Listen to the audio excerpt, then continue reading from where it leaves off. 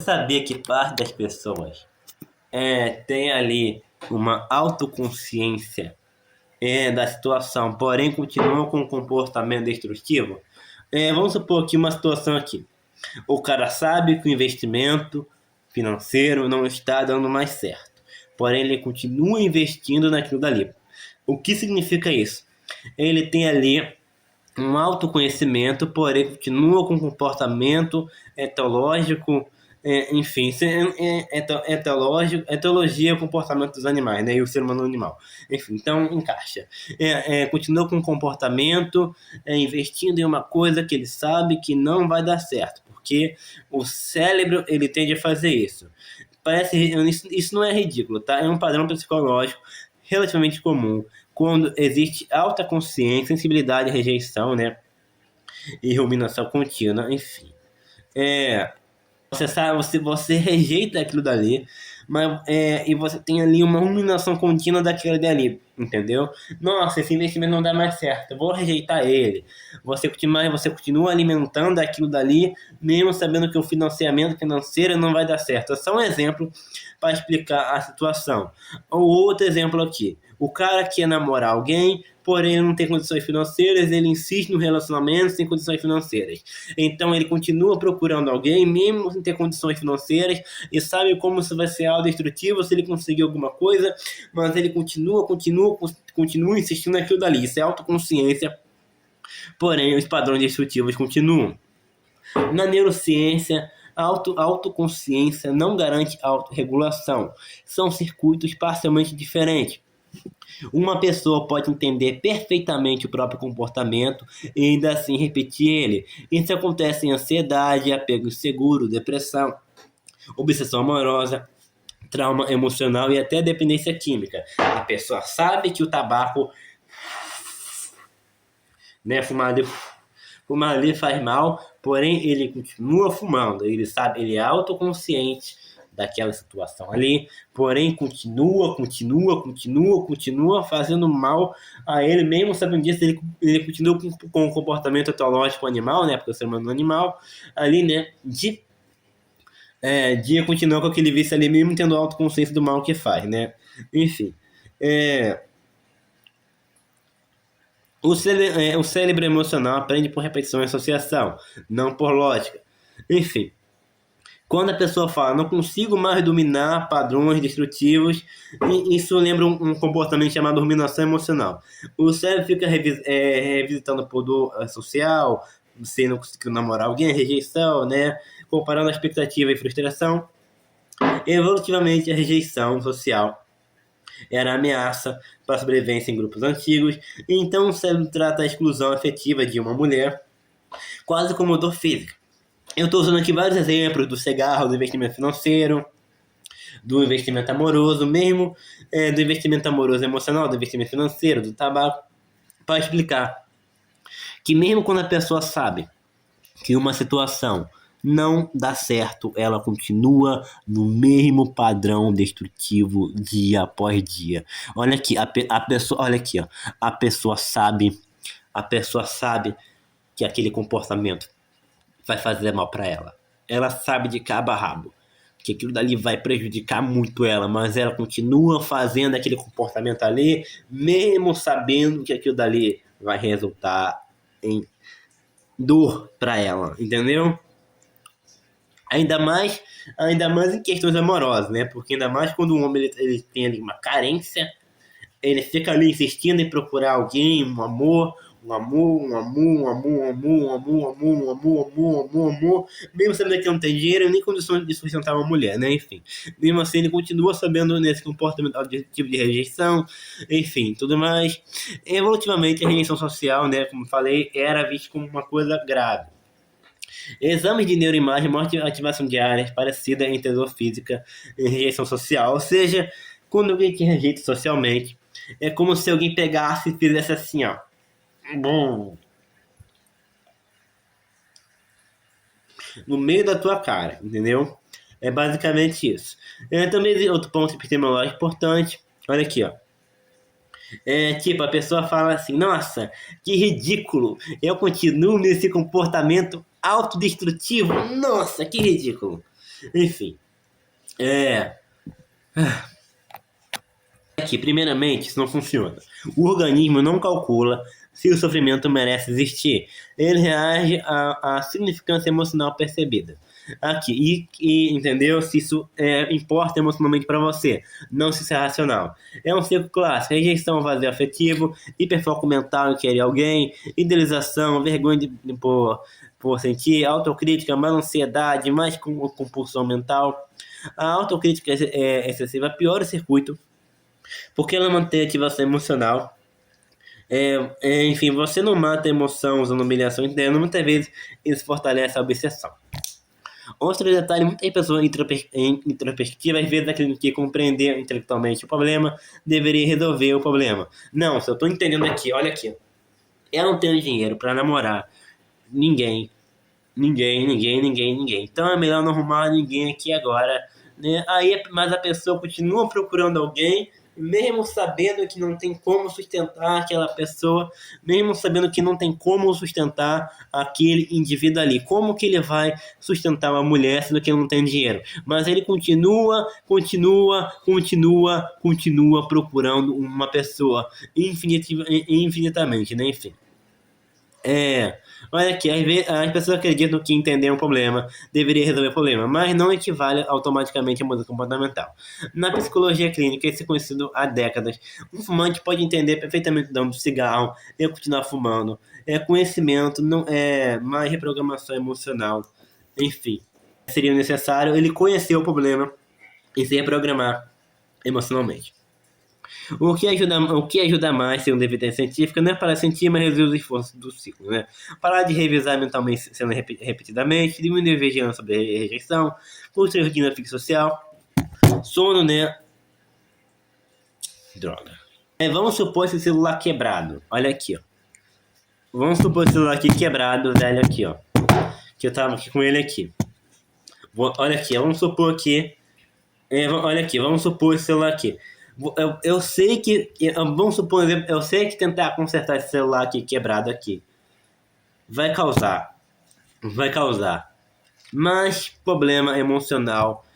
Consertar ele é mais caro do que querer comprar um novo. Porém, eu tenho um apego emocional com ele e eu conserto ele, gasto um dinheirão com ele múltiplas vezes. Eu tô sempre gastando dinheiro com esse celular aqui. Pensa aqui comigo. Não, eu tenho esse celular aqui há muito tempo, ele me acompanhou, vou consertar ele. Ele pifa, melhora. Eu sei que ele não presta, mas eu continuo tendo autoconhecimento, mas continuo no mesmo padrão repetitivo. Entendeu? Eu continuo insistindo num padrão destrutivo. Entendeu? Olha aqui, ó. É um fenômeno de apego simbólico e reforço emocional. O celular deixa de ser um objeto funcional, ele vira continuidade da história, da própria história, memórias concretas de fase da vida, sensação de identidade, familiaridade, estabilidade emocional, extensão psicológica do eu. Na psicologia cognitiva e na neuroeconomia, existe um efeito dotação. Humanos atribuem mais valor a algo simplesmente porque já pertence a eles, tá? Enfim, né? Mesmo que algo que não pertence a ele vale mais. Isso aumenta quando o objeto, né, acompanhou o sofrimento, rotina, memória ou solidão. Vamos supor que o celular que me acompanhou por 15 longos anos. Por mais que eu possa ter um celular melhor do que ele, eu tenho um apego emocional em consertar o celular várias e várias vezes, mesmo sabendo que ele vai se pifar, porque ele fez parte de mim, é como se fosse uma parte minha. E mesmo sabendo que é autodestrutivo financeiramente, eu continuo investindo nesse negócio. Isso é um comportamento autodestrutivo de uma pessoa, não que eu tenha esse problema. Só um exemplo. Quando o objeto, né, acompanha uma pessoa, então, mesmo que a pessoa pense não vale a pena, mas emocionalmente o cérebro interpreta perder isso é uma parte da minha continuidade. Isso é muito diferente de mera lógica econômica, tá? Existe também o custo afundado. O cérebro pensa, investir tanto nisso, que vou dar agora é desperdício. Então, cada novo conceito tenta justificar os anteriores. O problema é que cria um ciclo de manutenção emocional, enfim, gera apego, gasto, arrependimento, né, de parar, ansiedade de perda e novo conserto. Enfim, apenas ter conhecimento do problema não é o suficiente. O conflito entre cognição racional e vínculo emocional é condicionado, precisa ser resolvido. Neurobiologicamente falando, hábito emocional costuma ser mais automático do que a análise lógica, tá? Enfim, e tem uma outra camada interessante. Objetos antigos às vezes funcionam como âncoras afetivas, principalmente em pessoas introspectivas ou emocionalmente sobrecarregadas. O cérebro cria segurança no familiar, mesmo quando a família já está, mesmo quando algo familiar, mesmo algo que pertence à família como isso daqui já está objetivamente ruim.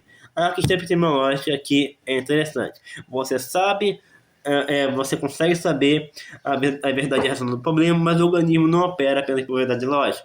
Ele opera por associação afetiva, memória e recompensa emocional, né? Enfim. Por isso, muita gente mantém relacionamento ruim, guarda roupa inutilizável, volta para meios destrutivos, insiste em objetos quebrados e revisa dores antigas. O cérebro prefere continuar previsível a mudança incerta do que talvez porque continua fazendo isso, né? Ou seja, mesmo a pessoa tendo autoconsciência total que aquilo dali não vai dar certo, ela continua no mesmo ponto, porque ela sabe, porque ela sabe que vai fazer mal para ela, porque ela sabe que aquilo vai fazer mal para ela, mas o cérebro dela, o lado emocional cerebral dela, tem mais peso na decisão do que o lado racional. Então, a pessoa vai consertar esse celular aqui 10 vezes por emoção, mesmo sabendo que racionalmente é ruim, né, do que logicamente. Ou seja, a gente às vezes toma mais decisões pela memória emocional do que pela lógica, né? Isso se chama autoconsciência emocional, né? Não, autoconsciência mental. Autoconsciência mental. Eu tenho total convicção que aquilo vai me fazer completamente mal. Porém, o meu lado emocional, o meu comportamento etológico, acaba me fazendo, né, me fazendo repetir aquele mesmo comportamento repetitivo, mesmo sabendo, mesmo já testando várias vezes que não vai dar certo, porque o emocional, o comportamento é mais forte do que o lado racional. Isso acontece muito na nossa vida. Por isso que você pensa, cara, por que eu fiz isso sabendo que vai dar errado? Você sabia que ia dar errado, porém você continua insistindo ali porque o teu lado emocional fala mais do que o lado racional. Isso é um problema grave nas pessoas, que a maioria das pessoas nem percebe que tem. A pessoa insiste em um relacionamento que não dá certo, ela insiste em uma rotina que não dá certo, porque o lado emocional dela não encaixa. Ela vai para lugares onde ela vai ser provocada, onde ela vai ser claramente provocada, onde as pessoas vão instigar, vão escarnecer ela. Ela continua com o mesmo comportamento ruim, mesmo sabendo das consequências que estão muito evidentes metodologicamente para ela. Enfim, cara, quando a pessoa vence isso, é muito bom. Ainda mais para relacionamento, né, cara? Schopenhauer falou uma coisa interessante, olha aqui, ó. Para um cara que quer muito uma namorada, porém, ele não tem dinheiro. Ele tem uma carência ali muito forte de mulher, né? Uma carência ali muito forte, né? Enfim, com um limite, mas muito forte. Não que isso seja meu problema, estou usando aqui vários exemplos aqui. É muito forte, e nem o celular, faz só exemplo.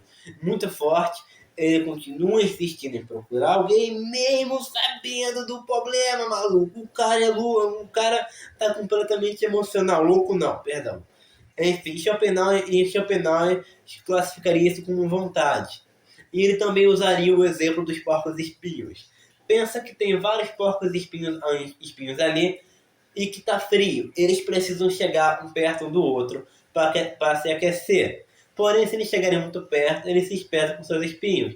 E se ficarem muito longe, vão passar frio. Então, Schopenhauer fala que a pessoa que consegue ficar perto do outro sem se espetar e se aquecer, alcançou algo muito elevado. E o porco-espinho que consegue produzir o seu próprio calor e ficar longe daquele grupo ali que pode espetar ele e conseguir calor é muito bom. Essa metáfora dos porcos-espinhos é muito boa, velho. Essa metáfora dos porcos-espinhos, né, é uma coisa muito interessante. Pesquise sobre a pesquise sobre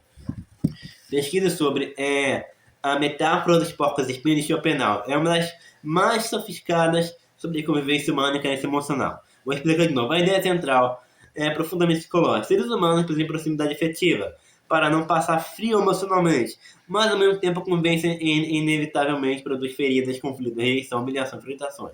Então existe uma tensão permanente entre longe demais solidão e perto demais sofrimento.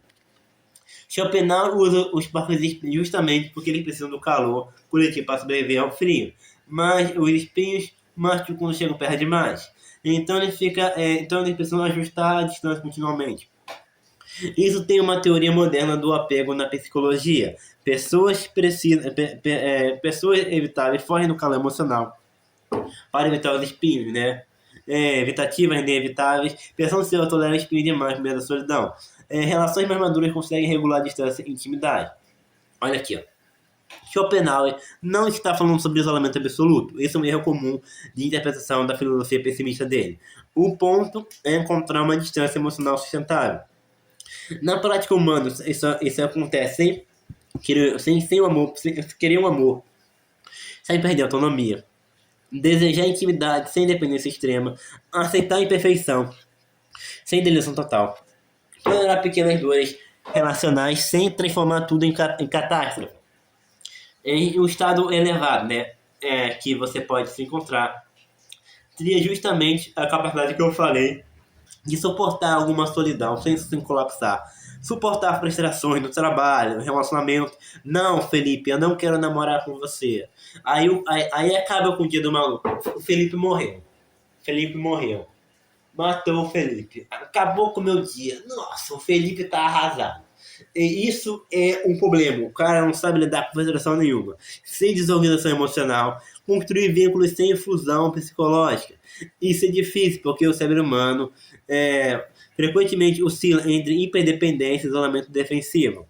A metáfora dos porcos-espinhos continua atual porque ela conversa muito com a neurociência social. Humanos são profundamente sociais. Isolamento prolongado aumenta a depressão, ansiedade e até mortalidade.